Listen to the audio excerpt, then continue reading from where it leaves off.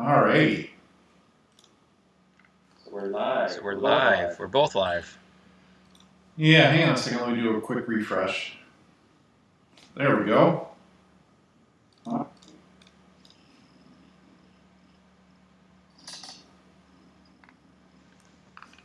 right. So here we are live. Welcome to, here we hit refresh yours. Sunday night, we have, Jason and I have for quite a while now,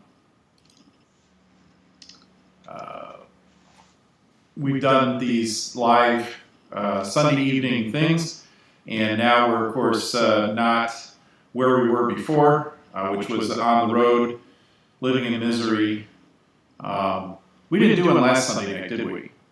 No, we missed last. No, we missed last Sunday. I think you were traveling. You were in New York. Yeah, well, I actually just got to New York, and I think I was pretty tired.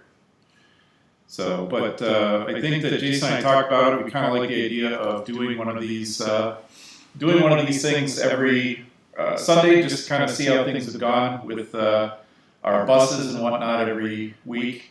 And so we're kind of doing that right now. We're playing around with some fancy stuff. You can see that we're both in our videos, but Jason's over in Canada, and I'm here in here. So, so anyway, so we're gonna spend a little time saying hello, kind of get started. We didn't really talk about starting until 7 o'clock. Yeah, and so we can say hello to some people. Say hello to some of our viewers. That looks like we got a bunch. I'm not sure how many you've got on your channel. We've got a bunch of hellos over here. So hello, everybody. Cheeseburger's wondering if I know Musty One. I believe so it depends. I'm on a website called Samba, and there's a lot of guys on the Samba that you chat with, and I believe he's over there, and he's been there for a long time. I've been on that board like 19 years, 18 years, and I think Musty's been on there a long time. I'm pretty sure what his username is, but I'm not quite certain because he doesn't go by Musty One over there. So the answer is no, I don't know him directly.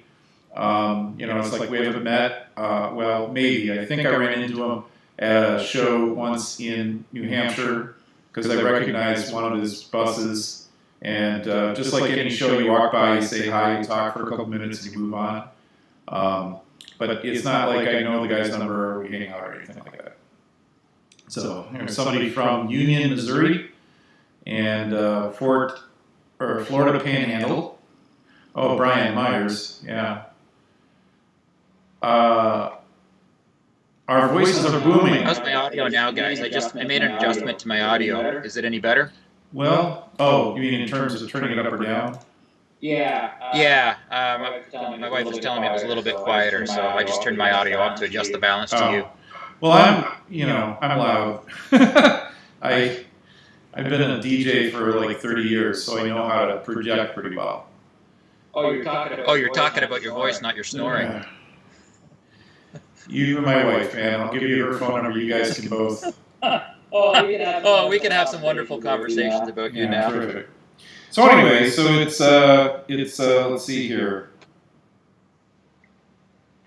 So they're getting a report of a bit of an echo. Are we hearing that?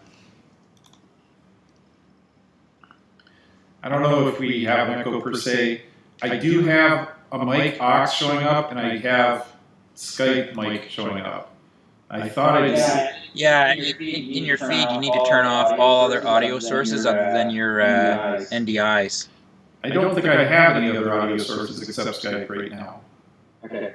I just turned my laptop volume down, so maybe it was picking up off my laptop for a second. Let's try that, see if that's any better. Okay, well, anyway. So, we've been sitting here for half an hour messing around with technology. Every time he wants to actually talk about something that's going on with his bus, I told him just wait. So what have you gotten done? It's been probably a couple weeks, so Wednesday, so like 10 days that you've been in your little quarantine in Canada, trapped in your bus. Jason, if you don't know, Jason is stuck in his bus for 5 more days. He can't leave his bus. He's in his bus. quarantined, right? You can't. Well, I can leave my bus. I just can't leave the property. So I can go out in the yard. I can play with my bus. I can do whatever I want around the house, and I can't leave the property. So it's a 14-day quarantine. So I got back on a week ago Friday. So today is, I guess, the 9th day technically. I'm not sure how they count it, whether it's the 8th or the 9th. I think it's as of 2 p.m. I'm into the 9th day. So. Yeah, so I've got 14 days of quarantine to do. I can't have any visitors. I'm supposed to social distance from everybody, including my wife. So no symptoms so far. Everything's good. But we kind of figured that because we were pretty careful through the whole trip. And if you're going to get any symptoms, it's usually within the first 5 days. So everything's good. I've been tinkering with the bus slowly. Got a number of things done. Nothing major. I got to tear into that governor drain still. I haven't done that yet. I started playing with windows. I got 2 window frames completely apart. I brought home a spare with me from the bus boys from Stan, and I took that one and I put it in my bus, and then I took a broken one apart.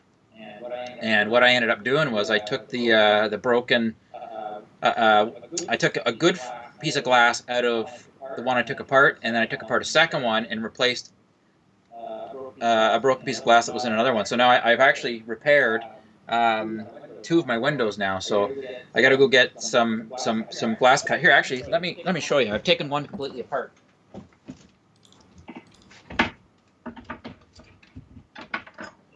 So when you take apart a Silverside's window, you end up with about this many pieces. It's actually pretty incredible. It's a frame and a frame and a frame. So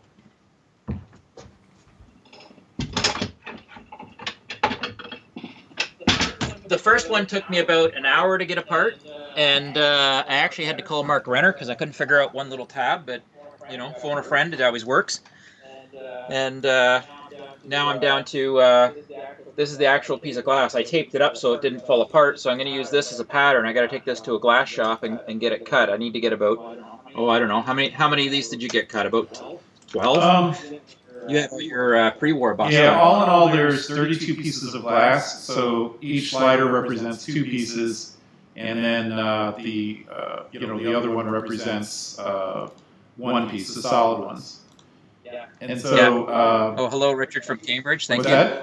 Hello. I'm just saying hello to some of the viewers that are on my channel. I've got a local guy here. He's about 40 minutes from me. They say the echo's better, so turning down my laptop worked. And Two Feathers likes the lights. Yeah, I really like the ambiance of the roof lighting. Yeah, so talk a little bit about that. So this is. I mean, I think Phil probably spent a day and a half getting this working, so you might as well. Yeah. Hello, UK. So Phil went through my whole electrical panel, and basically he was trying to get all of the switches that turn on all the circuits working on my bus. And I don't know if he specifically worked on these. To be honest, I was so busy with all the brakes and the hubs and everything, I really wasn't paying attention to everything he was doing. I just gave him the directions. I wanted to get the external lights and any lights that need to be safe to drive home working. So this is great. He's got these working. Now, I'm guessing there's 2 circuits because only every other one works. And same with the overhead lights. It's every other one. So the one that's right beside me here, which I don't know if you can see in the video, it's not working, but the one behind me works, and then it's every other one the whole way back. So I'm assuming that there's 2 switches because only one half of the circuits are working. So there's 4 switches, I think, that turn all these on, and if I turn all 4 on, this is what I get. But if I turn 2 on, I get two sides of the circuit, or one side of the circuit. So I really like these lights, so I'm really glad that I was able to keep. All right, I got a bus that has some of this original stuff, and I'm able to keep some of it. So that's great. I figured out what's going on. Dude. Because we have each other in each. We have to turn the volume down.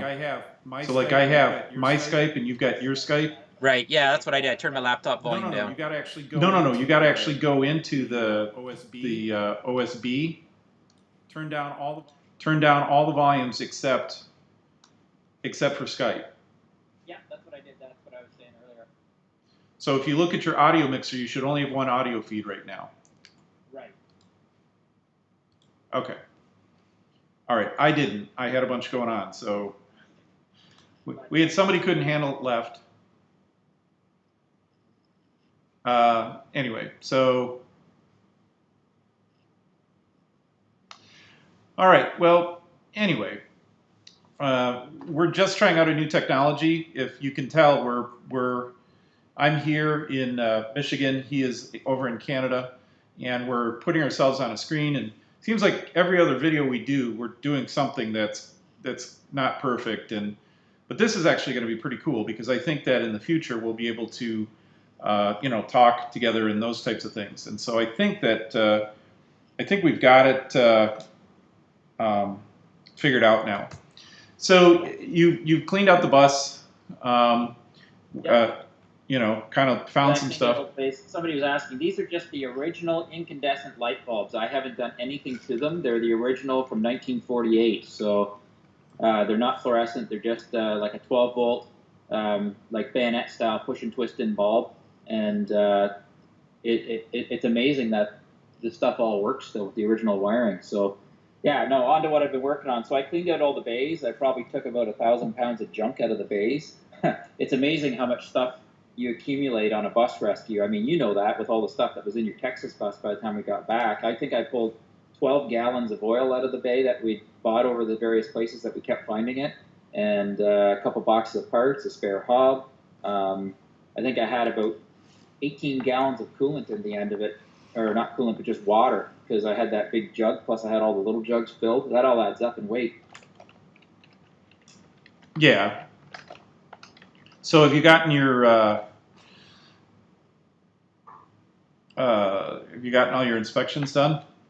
No, because I'm in quarantine, so I can't leave the property, so I can't do anything as far as inspection-wise until not next week, but the week after. So I've got a 30-day temporary permit from the state of Minnesota, so that basically gives me a week after my quarantine's done, because it took me, with all the stops and visiting friends and waiting for the export paperwork, it took me almost a week to get home. So I've got to go get a waste slip. That's the first thing I got to do, and then I got to get it into a heavy truck shop to get a safety inspection done. So hopefully it doesn't need anything major. I know I've got to fix the wipers. I'm gonna work on those in the next couple of days because I know they'll fail it if the wipers aren't working. Other than that, I think we're good with everything we've gone through. A couple questions here. Somebody's asking if you followed me all the way to or just to the border. And, no. Yeah. The bus was actually running so good with so little problems. When we hit Traverse City, Sage actually stayed in Traverse City, and I continued on to visit some friends that were near Ann Arbor. And if it wasn't for the fact I forgot something at Sage's house, we wouldn't have met up again until... Yeah, and why don't you explain that, Jason? Why don't you get into some detail about that forgot thing? Well, there's a very piece of important paperwork that you need when you cross an international border. And I was going through all my paperwork the night before I was going to go home and realized I was missing a very important piece of paperwork. So I phoned Sage in a bit of a panic and said, hey, go check that guest room I was staying in and see if this fell around the bed or fell off the bed or it's somewhere. And sure enough, my passport was down and behind the bed. So... Yeah, so that was like a 3-hour round trip. I drove an hour and a half to a little town kind of halfway between where he was, and at 10 o'clock at night, I think I got home at 1:30. And, after you get done driving, I don't know, I think I figured it out to be 5,400 total miles. Wasn't really in the mood to drive another 3 hours. But we did it because I desperately needed him out of my country, and he just wanted to get rid of me at that point.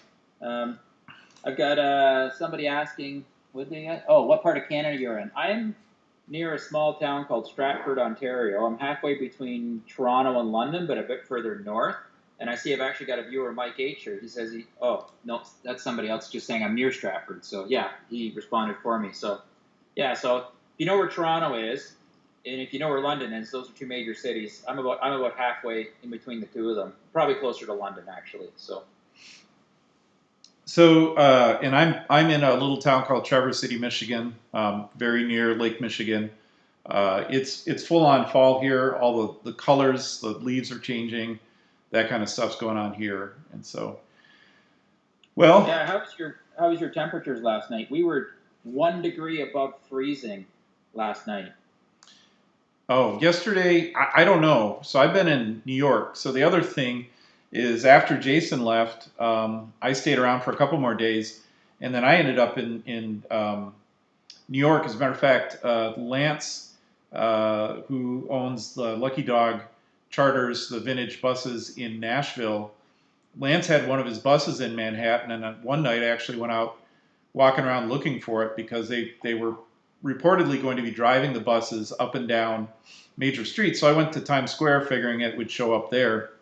But it turns out that he rented his bus out to like this top secret music video thing that I was able to Google and find out. A friend of mine actually is a creative director, does production work, and he kind of figured out what it was, what the music video was. But Lance's bus was in New York the same time I was there. It was kind of cool. And I got back actually today. I drove to Detroit last night and saw my dad, who lives in Detroit. As I've mentioned before, I grew up about 6 miles from where these buses were made, and my dad's still there. He's there with his wife, and my sister happened to be in town, so I stopped there last night. And so I'm back in Traverse City, but not for long.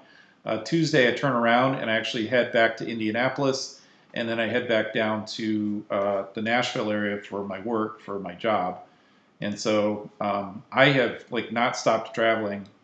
It's like I stop for like 4 days and then I go again, and I haven't stopped traveling since August 17th, and that's just kind of the nature of how my falls usually run. So, but so here's what I've been working on, and by the way, I deliberately, if you look in the bottom left corner of my stream, you'll see that that bus is actually my 4101.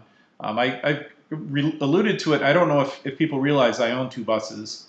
The one right next to me on my screen is actually the bus we just rescued, and that was taken today. That's where it's parked right now next to a tree. And the other bus in the bottom left corner is actually my other bus, which is down in Indy right now. I'm waiting for a couple things to be done to it, but that will be coming up hopefully this fall, and I'm excited about it. So I have a bunch of glass that I need to pick up this week for that particular bus, and then I have to. There's some other stuff that I need to do. I have to head and get some wiring done, do some measuring and things like that. So I basically have just getting my punch list done, I guess, this trip. So Yeah, got a bunch of hellos. Yuna from Japan says hello. She was one of our students that stayed with us. We host a lot of international students, and she was one that came to visit us from Japan. So hello, Yuna. Hey, Bus Grease Monkey. Hey, Scott. Scott's here. oh, he came over to yours too. Yeah. Somebody asking about the purchase price of my bus. I'm not really going to get into that at this point. I will at some point. I'll do a full costing as I do the RV build, but I'm not quite there yet. I can tell you in Canadian it was over $1 million. That's not his U.S. price, but with the exchange rate, that Canadian money's not what it is in the U.S. So let me see. So one of the things also that I'm working on, and I don't know if you can see, you don't see it in Skype, but if you go over to my YouTube feed, there's a blue square. Do you see that blue square? Oh, I just realized something. Some of our viewers are confused because you're telling them to go look at the picture, but it's on your feed, not my feed. My feed, that's why. So here's the fun thing. Jason's like, oh, we'll just do it on my channel. I'm like, let's put it on both channels and really confuse everybody. So if you see like right now, Jason and me, and then you see a bus underneath it, it says bus with us. That's Jason's feed. If you go over to the Silverside Sage page and click on the live feed, you'll see my version, which is a little bit more complicated. And I don't know why we did this. We just decided it would actually be kind of funny to have two different things going on. So we're talking to each other, of course, and then I've got some other stuff. But you can see my screen, can't you, right now? From my feed? Yeah, I've got yours up on my phone. So do you see this blue square? Hang on, let me. Oh. Oh, you got to probably take your glasses off because, you know. No, these are for close up. The blue square. Yeah, the blue square where there's nothing there. Yeah, I see that. So that is actually it doesn't look this way in the video, but that's actually the Greyhound floor color. That is an original Greyhound floor tile, and they sell it in sheets that you can actually shape around the wheel wells, and they sell it in squares as well. And I've been looking for this stuff. They also have it in red, which amazingly, my 4101 actually came with red floor instead of blue floor, and it's kind of neat stuff. It's actually it's a modern version of linoleum. It does stand up just like linoleum does, but it's a little bit healthier for you. And that's I'm looking to probably redo the bus back when we had a chance to be in really looking at it. You had this blue linoleum, then you had a line of cork, and then you had the steel underneath it. The cork served as an insulation, and it also kind of dampened some of the noise. And so, I want to recreate the floor. And, people do tile, they do the wood, the wood slat. I've seen all kinds of different uses of flooring. This is actually on par with doing like a synthetic or a plastic wood floor. Is the actual. I wouldn't use cork though, because cork will absorb moisture. I would put one of those newer synthetic thermal underlays down. Yeah. Well, the stuff that you put underneath wood floor, it's like neoprene. It's not quite neoprene. Oh yeah. That's just a thermal underlay. So I'm going to put that in, and then I'll put this tile down, and it should be really cool. I've been experimenting with that. The other thing that I've been working on this week, because I can't do much, sitting in New York, not near my bus. One of the other things that I've been looking at is this. And so I don't know, Scott's probably on here still. Scott was talking about his super toilet that he's got in his bus.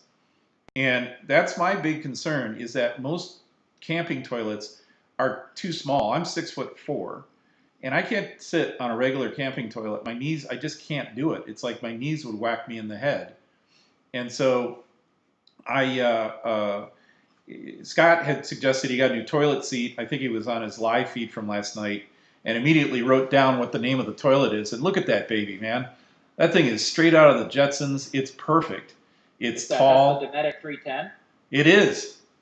Yeah. You know your toilets, man. Well, just go into Google and put in Dometic 310, and everybody, you can see what he's talking about. I'm doing a conversion on a budget right now, and we can upgrade later, but my bus actually came with a fully functioning toilet, so I'm going to reuse what I've got for now. But man, when I got an extra couple grand to spend, I'll be upgrading my bathroom. Well, this isn't that much. I think it's a couple $100. But the toilets that I came with my buses, they're not tall, and which translates to me is they're useless. And actually about that flooring that we were talking about before, it's actually made by the same company that makes linoleum. It's just it's called Malonium or something like that. Marmoleum? Yeah, Marmoleum is, that's the product. Yeah, and you can buy it in tiles, you can buy it in large sheets. But they were the original manufacturer. Linoleum was the original manufacturer of the Greyhound bus floors. And I think it's a vintage color. I think it's... Didn't the name linoleum come from the fact that it used linseed oil? I have no idea. I'm not sure. So anyway, so that's the two things I've been kind of looking at. I've been looking at toilets, and I've been looking at the flooring and stuff like that. I have a lot of mechanical things to do. I've got a reverse solenoid to rebuild, which, congratulations, Jason this week found a reverse solenoid just sitting in his bay. Just randomly. Stuck it behind the generator. If we cleaned out all the bays before we left, we would have found it. Well, that's pretty cool. I need one. I'm going to take the one Rodney Middleton, who is another YouTuber, sent me a reverse solenoid, and I'm going to try to rebuild it with the one I've got in there, and hopefully scrabble together one that works. He said this one works. It just needs some housing pieces, so I'll get into that. And then the water manifold and the thermostat housing, which came from Leon, a guy from Maryland, who was nice enough to send me that one. I've got to get those worked on. One of the bigger kind of things I need to get this governor worked on. And so I'm trying to figure out, am I going to take off the governor and take it to a shop and have it rebuilt? Do I drive the bus to the shop and have it rebuilt? I'm trying to figure out how I can actually get that pulled off. Getting a bus to a shop that can work on it, the closest one's 2.5 hours away. That's kind of tricky because I don't have somebody who's ready to follow me to get me home after I drop the bus off. So, and they'll want it for a while. Yeah. So I that's think it's kind of ironic that we both have governor problems with our buses. Different problems, but we both have governor problems. Mine, the oil's not draining fast enough, and it's leaking out the drain if I go over 60, and it's set awfully low. And I almost wonder if that's related. If somebody knew there was a problem and they set the governor lower so that the drivers wouldn't drive it fast enough to puke oil, and yours is just worn out that it needs a rebuild. Well, and somebody was asking going to an air reverse solenoid, which you just That have could an work. electric air valve. Yeah, that could work. I mean, it can. If I can get this to work using the original, that to me is fine. I sometimes reinventing the wheel is a little harder than just retrofitting and bolting on the new one. So Yeah. I think Yeah, that it's amazing looking at all these different buses. No, there's not two of them that are exactly alike. They've all had little changes made along the way. Like mine's got a newer motor with an air shutdown, but yours has still got the old style with the solenoid. so. Anyways, so that's something those are two things that I need to work on. Brakes are kind of a little soft. I was out driving around. I maybe need to try to drain, but I don't think I accumulated a lot of moisture since the last time we drained the tanks. You probably need to adjust yours up again because we didn't adjust them after we left Scott's, and we drove quite far, so we probably burned more of the rust off the back brakes. Yeah, so I will probably get under there and make an adjustment Yeah. to brakes again. Um, and then I got to get into electrical. I mean, the thing that Phil did for yours is really, he got you down the path way further than me in terms of getting all your contacts cleaned up and getting things working. I've got to yet to get all those things done. So that's Yeah, I just gotta say, I'm just blown away with how much of the electrical works after Phil worked on this bus. And my wiring harness so far seems to be in great shape that I don't think there's any point in rewiring this bus at this point. I had assumed I was gonna have to pull all the harness like Rodney did and just start from scratch, but at this point, I mean, I haven't pulled up the center channel to look. Like I'm gonna pull up the step, like Two Feathers did and Rodney did, and I'm gonna have a good look to inspect everything. But so far, everything looks great. well. So somebody had asked when the last time this bus had been repowered, and I don't know. And that's another one that I'm baffled by. When we had this bus driving across the country, there was really no oil smoke. And when we fired it up and drove it around Traverse City, boy, it was pretty bad. At every traffic light, it was putting out a big puff of oil smoke, not diesel. So, Yeah, I thought I was getting COVID following your bus, and then I realized it was just the smoke coming out of it. Exactly. I still have a cough from following buses, which isn't good. You shouldn't. So the other thing is that I did find an engine very affordable, a very affordable 671 left hand. And that's another thing I'm thinking about is, do I try to go through in piecemeal, do an in-frame and all this, or this is a completely rebuilt motor. The rebuilt was done in '87, and then it's been sitting. Um, it's a gentleman who's got a bus that he had the spare engine done and just had it sitting and waiting. And then he sold the bus and he ended up with this engine, and he's now in his 80s and he wants to get rid of it. And so it's in the Midwest. I got a reasonable price. I'm going to go look at it this week and just do a hands down engine swap and maybe pull the head off of the engine that's in there and put the 4-valve head in the other bus. Yeah, if you can get a good known running engine, that's always going to be cheaper than rebuilding. But on the other hand, if you rebuild an engine, you know what you've got. There's no question about it. You've been into it. You've overseen the rebuild. You know exactly what you've got and what you're driving down the road. Well, this is, I mean, I don't know. I'll be videotaping my walk around and looking at this engine because I don't exactly know what it is, but so anyway. But so those are the things that I've been kind of tinkering with. Like I said, I'm getting the windows this week. I'm going to look at that engine. I'm going to do a couple other things to the 4101, and that's it. I've got one more video left, which is the final drive from Scott's facility up to Traverse City, and I'm halfway done editing that. That should be dropping in the next day or so. And then I've got a couple other things that I want to do. I've got some footage I owe you from driving across the Mackinac Bridge, following you on your bus. The last piece of the puzzle. I need to finish my last video, so that would be great to get that. So I will get that. I'll get that sorted out and get it over to you. So let's see if anybody's got any questions. You know, there have been some. Go to all caps because we are both relatively blind. And when you put it in all caps, then we actually tell it's a question, not just comments flying back and forth.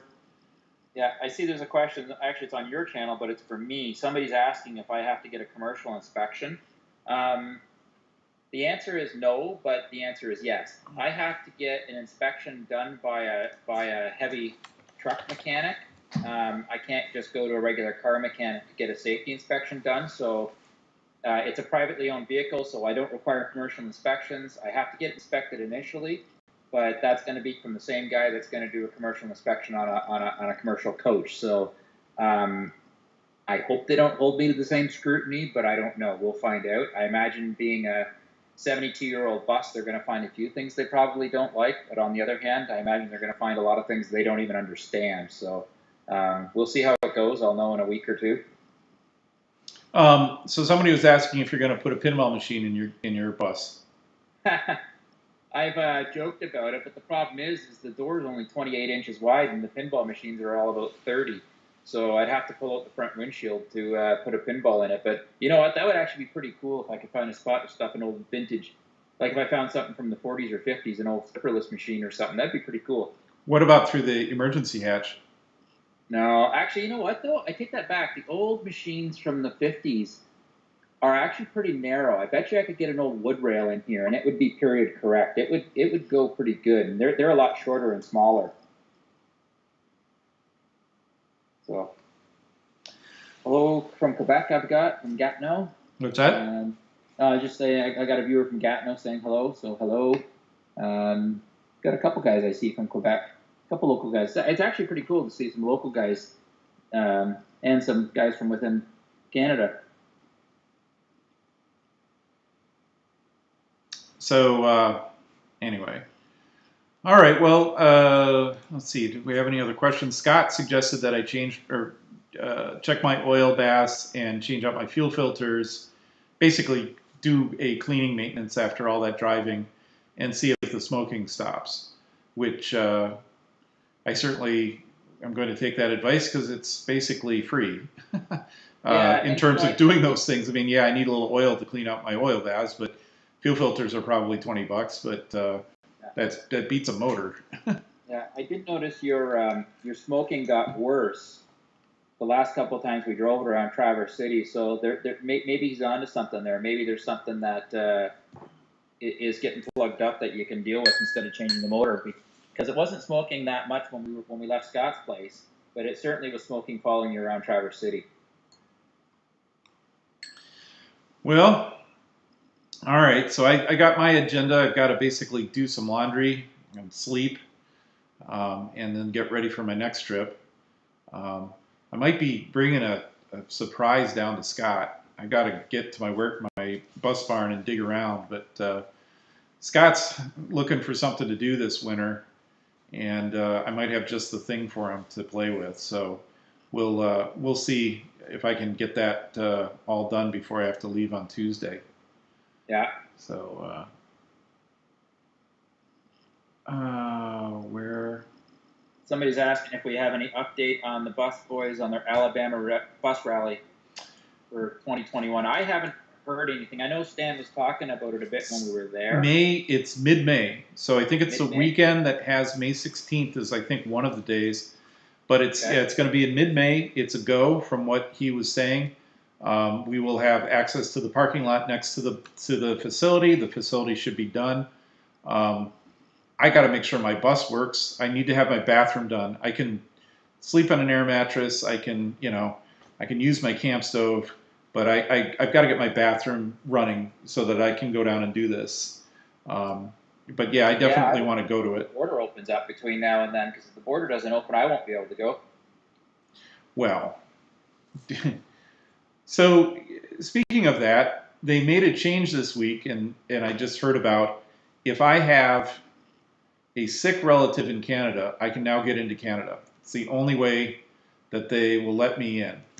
And so I don't have any relatives in Canada right now. So I don't know if that necessarily is, I don't know if that's if that's going to work or not.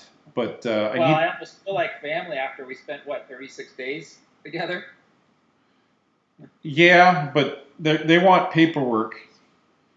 Your Canadian government doesn't just trust us. That's how we do things here. It's like, okay. Did you explain to anybody on any conversation the fun you had getting out of the United States? No, I haven't talked about that. I was saving that for one of my YouTube videos, but I can touch a little bit on it, I guess. So getting the bus into Canada wasn't a problem. I had all the proper paperwork. I had everything documented, all my parts that I'd bought, repairs. I was prepared for that. But what I wasn't prepared for was the export part of it. U.S. Customs had some time on their hands, and you have to present your vehicle to be exported and get your paperwork stamped before you can import it into Canada. And they basically decided that I was their random inspection person, and they went through my entire bus, all my stuff, had to open up all the bays, and it took me about 2 hours to get my export paperwork stamped. So, I mean, I can't blame them. They're just doing their job. But it was a bit of a nuisance. But well, it sounded like they were very polite, and they just were asking you friendly questions. And yeah. So it wasn't an issue because everything was fine. It was just a nuisance to have to spend an extra 2 hours. I've imported about a dozen vehicles into Canada before, and normally you walk in, you walk up with a line of truckers, they stamp your paperwork, away you go. They don't even want to look at it, but because the border's so quiet, they have time to inspect things and take things a little bit further, I guess. So I know in Australia they won't let us into Australia. Somebody said they're having the same problems. Can Australians come to the United States right now? I don't know. I don't know. That's a good question. There was a map at some point. Let me see how you can find it.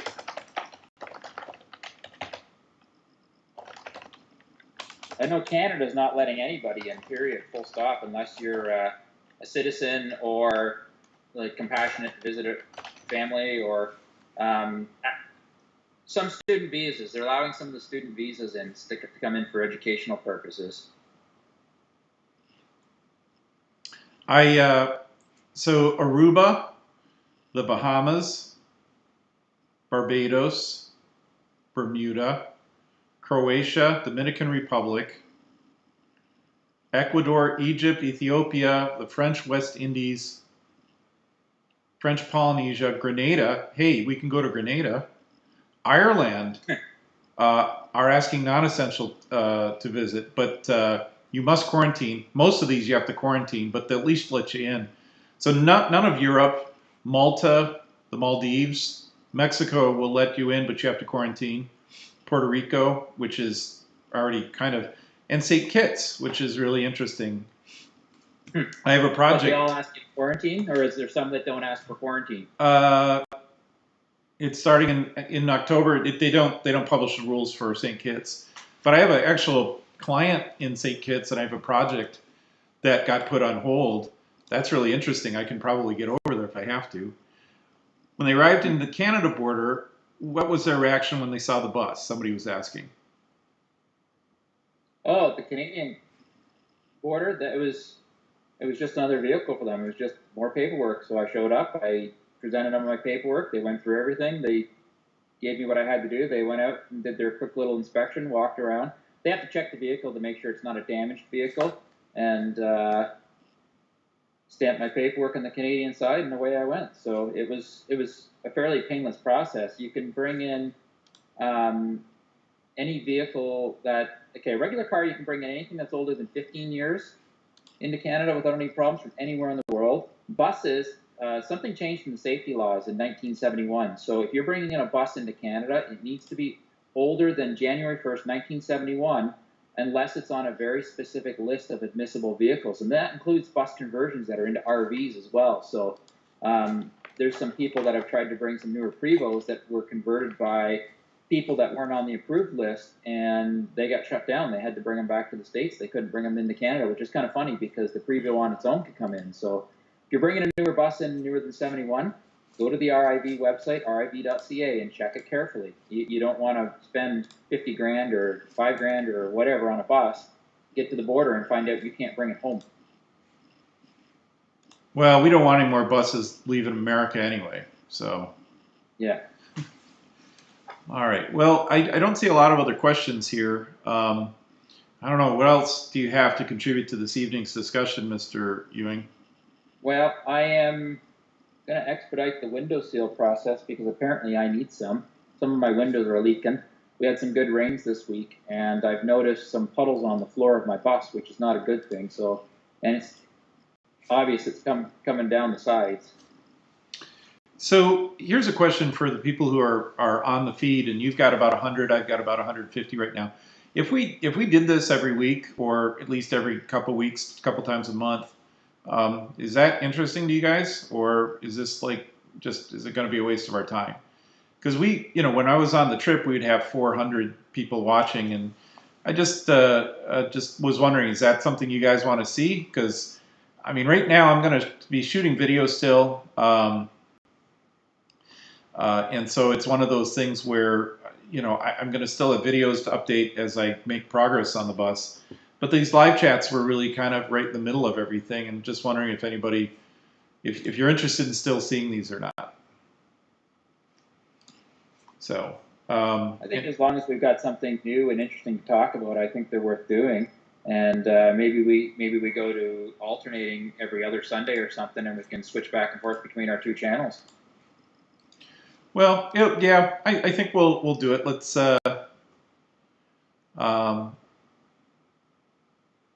Oh, somebody's asking if they're going to convert your other axle. Yeah, I likely will eventually, just so I have a matched pair on the bus, because it would really suck to be stuck somewhere and need a part, and you can't go get an off-the-shelf part. Like you can get the seal for the later Silversides, I think, but it's just not as easy to get as the MCI. Yeah, because we ordered one from O'Reilly's for your bus, did we not? What's that? The seal. So it's pretty available, but the seals are easy to get. Yeah, it's just it'd be nice to have the same left or right, especially if somebody else is working on the bus. And so here's something, man. I'm in New York, right? I'm in Manhattan, and there's like 3rd Avenue goes downtown, 2nd Avenue heads out towards Harlem and the Bronx and everything. And I swear to you, I sat on a corner one day. Every 3 minutes, there was an MCI 9. They must have thousands of them. But every minute or two, everybody from the Bronx and from Queens and from Harlem gets on an MC9 and takes it into town to like either Grand Central Station or to Union Station or downtown. And it's crazy how many buses they've got. I can't imagine with as many as I saw that finding an 8 or 9 or a 7 hub is going to be that difficult, because they're still well in use in New York.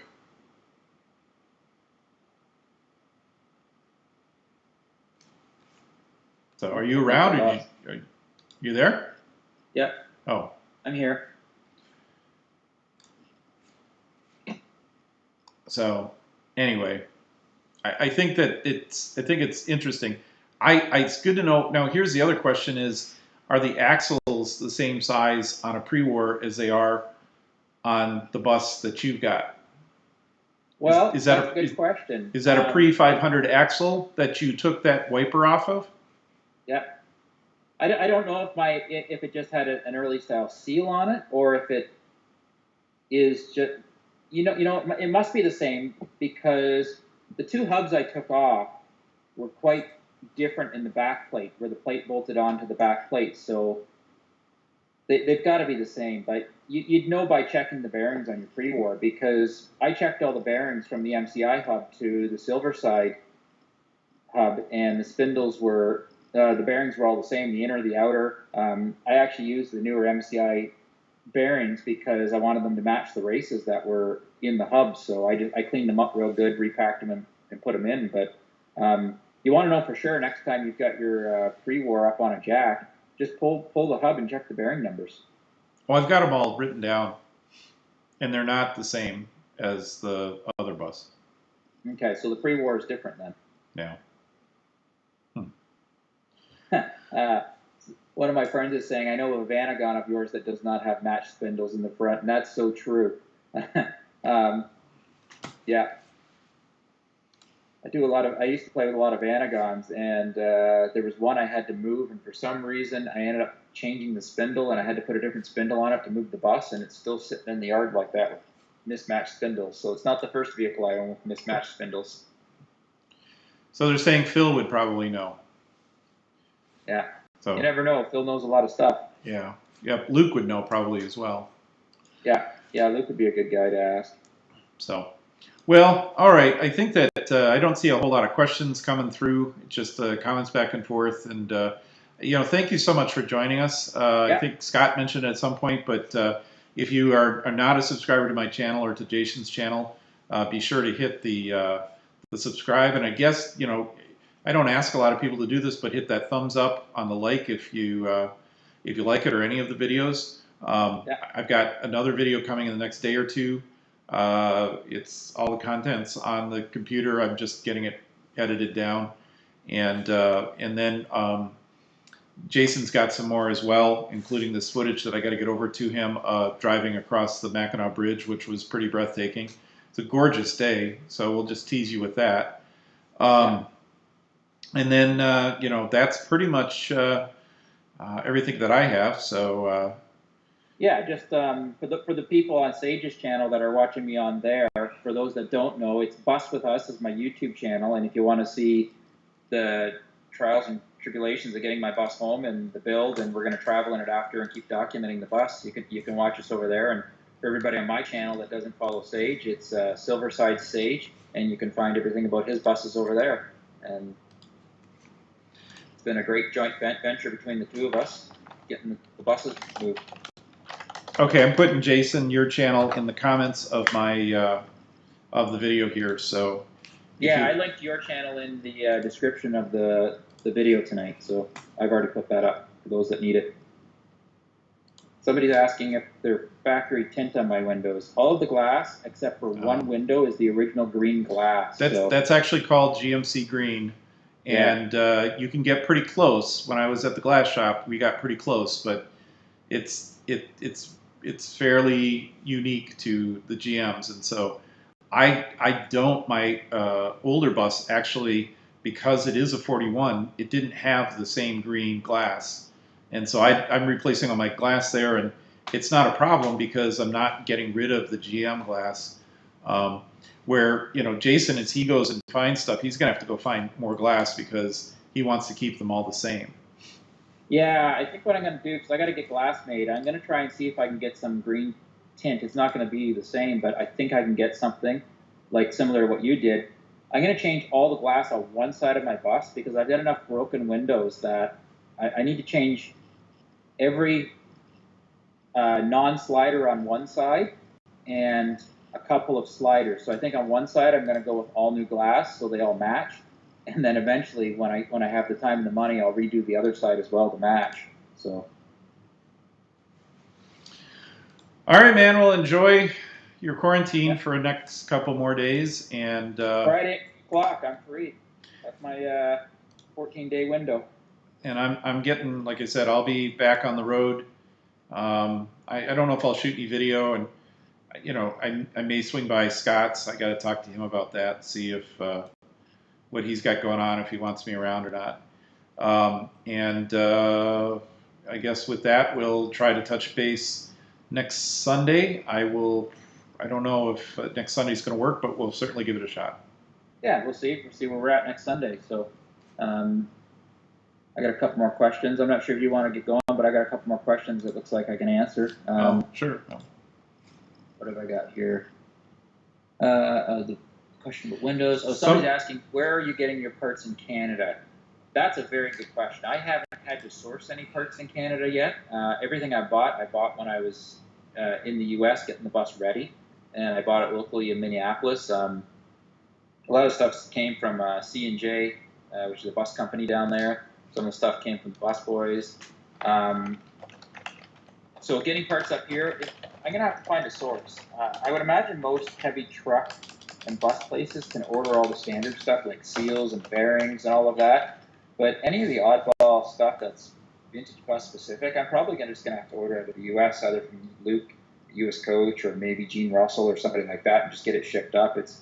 It's not that bad to get stuff shipped up here these days. It only takes another day or two. The only difficulty is clearing some of the stuff through customs can be a bit costly, but if you know how to do it yourself, you can actually clear stuff yourself. Just don't ship with UPS. They're a pain in the butt to get across the border. Well, they're not. They just charge you through the nose. For a $100 package, they'll charge you about $70 for brokerage fees, which is ridiculous.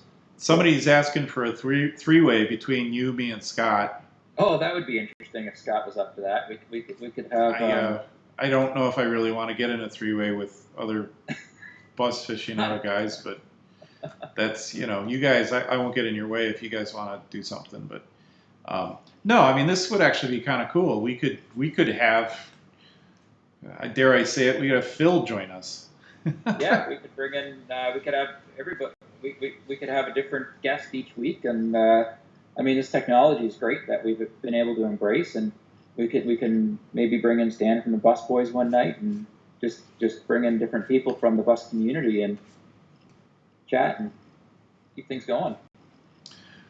Well, there you go.